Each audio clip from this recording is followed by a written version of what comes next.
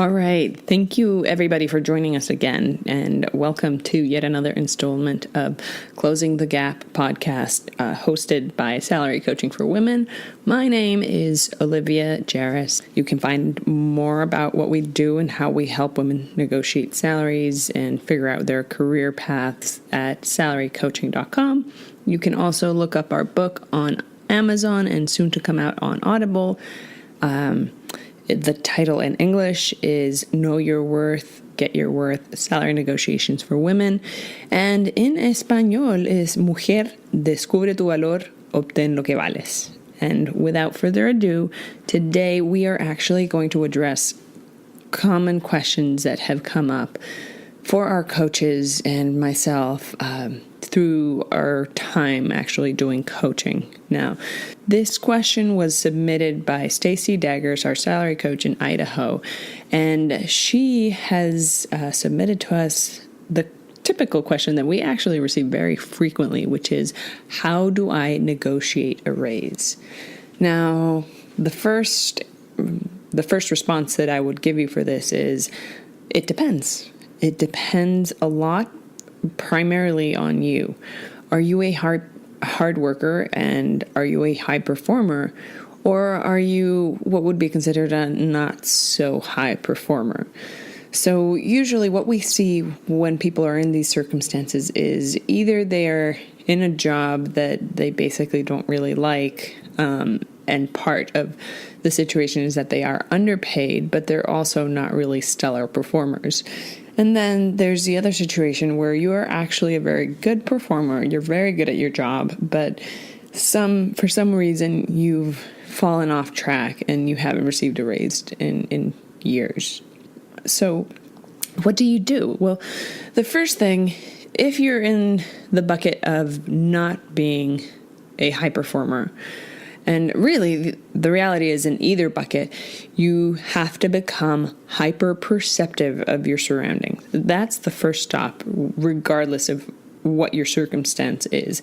Because becoming hyper-perceptive of the circumstances around you in terms of your work and career will allow you to become fully perceptive and aware of, what it is that you're worth, and then what it is that people perceive of you, and how you can utilize your verbal and nonverbal forms of communication in order to achieve what it is that you want to achieve, which in this case would be a salary raise. So I'm just going to go ahead and start with the low performers because, it's so... it's kind of a shameful topic to talk about if you're not a high performer, but I just want to get it out there and say, listen, if you're not a high performer in your job, don't worry. There are millions and millions of women and men who go through not less than stellar performance reviews and are actually not very enthused of their jobs, and they don't bring everything they can to the table at work because, well, the reality is they don't really like their jobs. So the first thing I would say is think about whether or not you're actually in the right field. If the answer is a pretty obvious, like, no, I am not, well, look for another job. And that's a topic for an entire different episode. But if your answer is, well, I don't really like what I want, or what I'm doing, but I still need a job, and really there's no market right now for me to go look for anything else, and you're kind of stuck in that situation, and you have to figure it out. All right, well, what do you do in those circumstances? First of all, make yourself indispensable. Not just with your boss, I'm talking about your entire working surroundings. So I'm talking about your colleagues, your clients, or the people you interface most with, and also with your boss. By becoming indispensable, what I really mean is be in tune, and this is where you become hyper perceptive.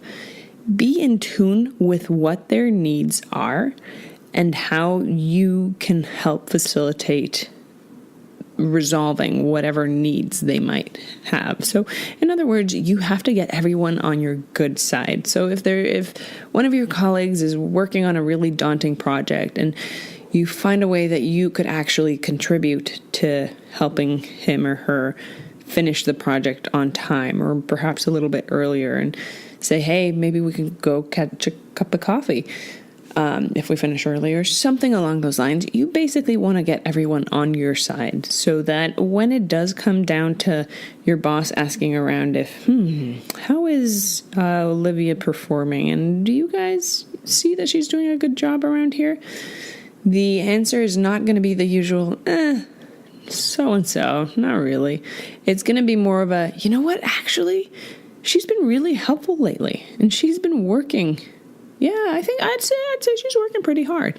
So that's the answer that you want to get from your colleagues. And just really, you're setting up the stage by preempting this. So this is really, if you're not a high performer, it's going to take you a few months to be able to even get to the door where you're negotiating, because you have to set the stage. Then, if you've heard on our first episode of this podcast, we talked about how you figure out what it is that you're worth. But that's another step that's fundamental, both if you're high performing or low performer. You need to know what it is that you are worth in the market today. And by this, I mean really, beyond any doubt, know what it is that you're worth. Now, this is a total plug-in for Salary Coaching for Women and salarycoaching.com, because we can help you with that. We basically, what we do is use market data, which is similar to what companies use in terms of market data, and we figure out what it is that you're worth relative to your background, your skill set, and the company and the position description that you're working for. So it's an entire market analysis on your position, and then we actually help you go through the entire negotiation process. But the point of this podcast here today is to really help you give you the tools in case you do not have access to salarycoaching.com.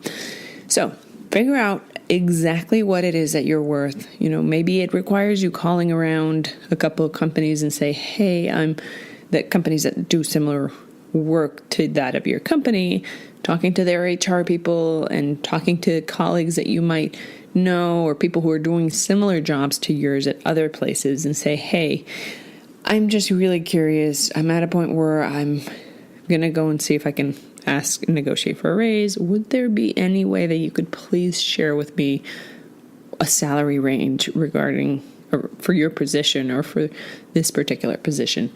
Now, most of us are really shy about asking this, but we've seen tremendous results. Honesty is an excellent way to approach people. And usually when you're asking for help, sometimes if you ask like HR people, they might actually not be very helpful. But if you reach out to someone who's doing a similar position or a similar job to yours in another organization, you are very likely to receive a positive answer. And you don't have to ask for the exact salary. Ask for a range, because that's not as incriminating. They don't have to be as direct. They don't have to really give you too much information. But so that's the first step, or the second step, really. And then again, we're still with the non-performers, but I think you're really, if you're a high performer, you're getting the gist of what it is that you should be doing too through what I'm talking about right now. The next step is, all right, you've got everyone on your side, you know what you're worth. Sit down with your boss once you've already had all these good relationships in place, and ask him or her to take on more projects or to do a little bit more work in areas that you know you're really good at.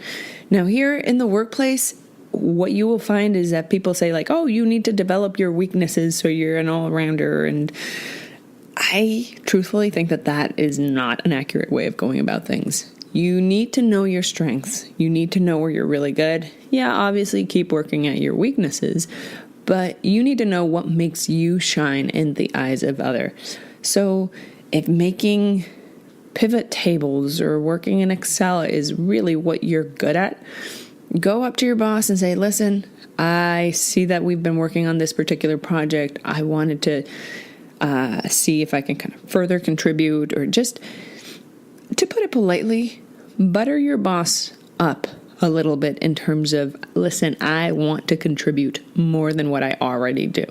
So that in the back of your mind, even if your boss is saying like, yeah, we don't really have anything for you to help us with, it's going to be in the back of his mind that, you know what, Olivia stepped up to volunteer to work.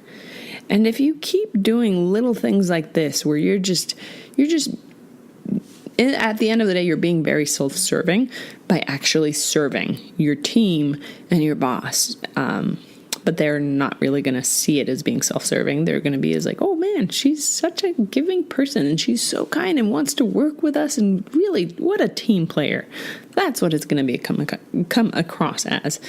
So that's kind of like the second stage, where you go to your boss, you've set the stage where you can, your contributions are going to be well perceived, and then do that for a couple of months. Usually, I would say a good 2 months is the right amount of time for, it depends on how low of a performer you've been, but usually 2 months is the right amount of time for you to set the stage to actually go talk about and talk about your salary with your boss. So once you've set the stage, a couple of months have gone by and you've chimed in wherever you find an opportunity to contribute a little bit extra than you have in the past. And at this point, right, 2 months have gone by, you talk to your boss. And I would not ever phrase your negotiation as I need to talk to you about my salary, because images will be conjured of your low performance, even though it's been months since you've been a low performer. But basically, what you go to your boss and talk about is say, hey boss, can we set up a meeting? I really would like to set up a meeting so that we can talk about my career progression and my future here at so-and-so company. Now, what you're doing here is you're not putting right on the table that you're negotiating your salary. You're going to be talking about I'm in point A, how do I get myself to point B with your help and with the help of the team? What is it that I need to do? So instead of antagonizing your boss by saying, this is what you need to do, you need to give me money, what you're doing is you're creating an ally. And this strategy is particularly helpful for women because it's somewhat ingrained in us to build community and build trust and generate trust in other people. I attribute it to something cultural and just socially really part of our makings. But the reality is it works really well for women. This strategy works quite well. So you're going to set a meeting in his calendar and, set it for a week or 2 weeks out so that you can brainstorm a little further as to how the conversation is going to transpire.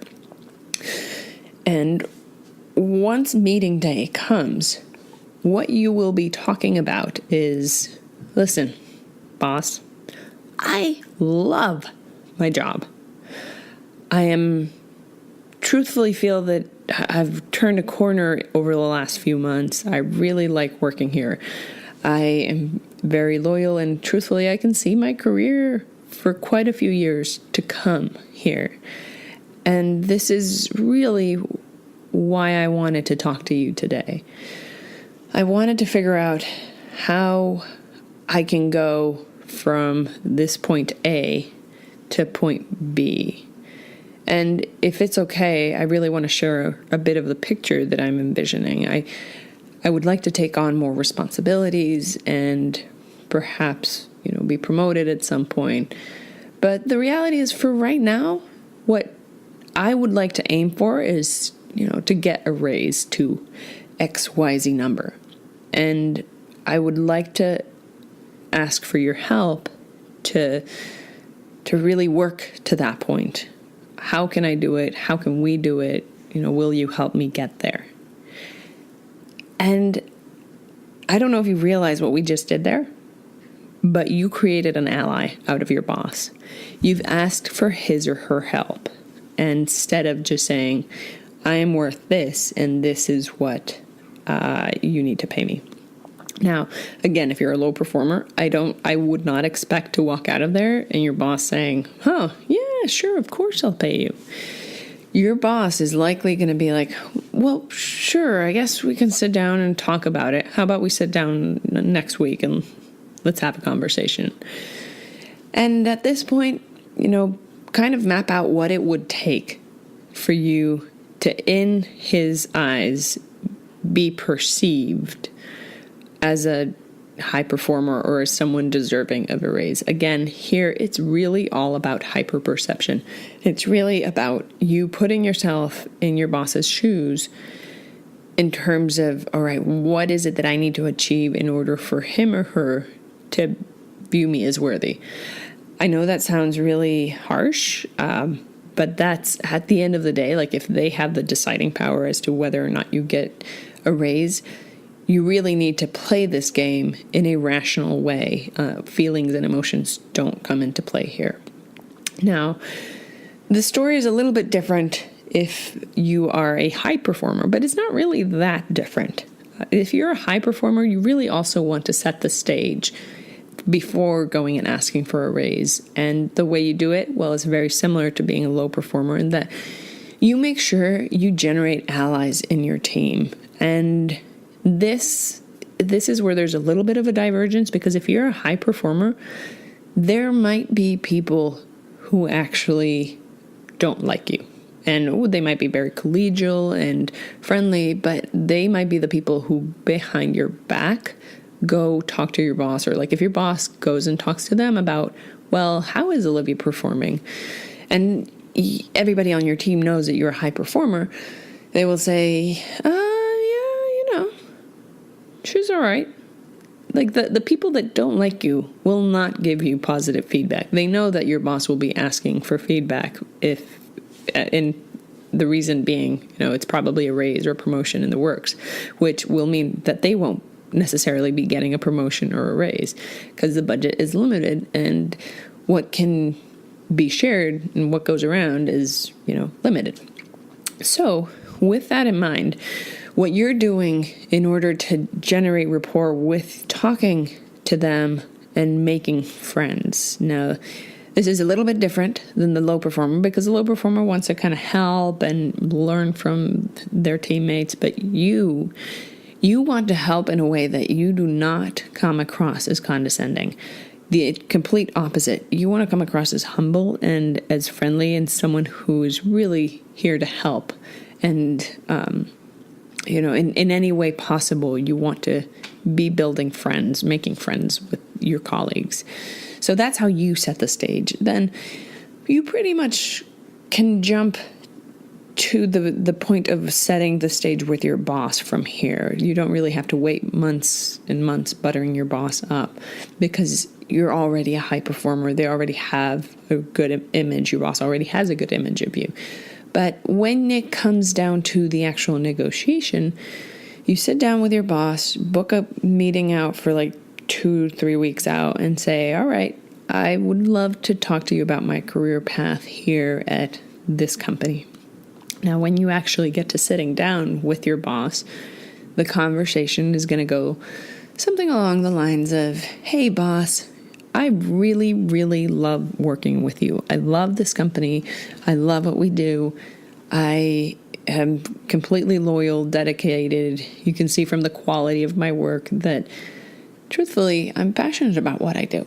And with that in mind, I really wanted to talk to you about my career progression here and what it would look like for me, in a couple of years' time, and really track a timeline for what would look like a good career progression for me here. And I would like to work on that with you. Now, you have to be very strategic here when you, as a high performer, are talking, because again, you don't want to antagonize your boss. And for this, your hyperperception is going to come in the way of the pauses and the tone in which you're talking.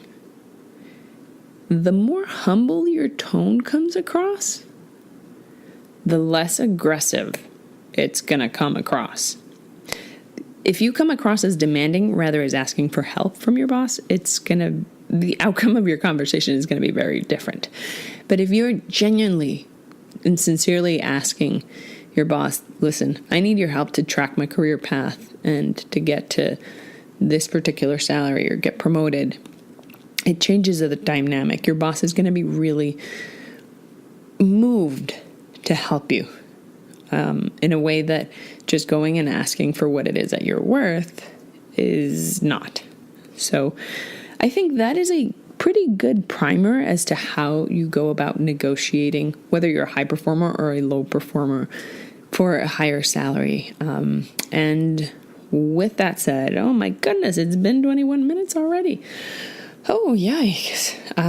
Well, in closing, if you have any questions, please email me, olivia@salarycoaching.com. Check us out if you have any further questions or if there's any way we can help you at salarycoaching.com, or check out our book on Amazon, which is in English, Know Your Worth, Get Your Worth, Salary Negotiations for Women, and in Spanish, Mujer, Descubre tu valor y cómo obtenerlo.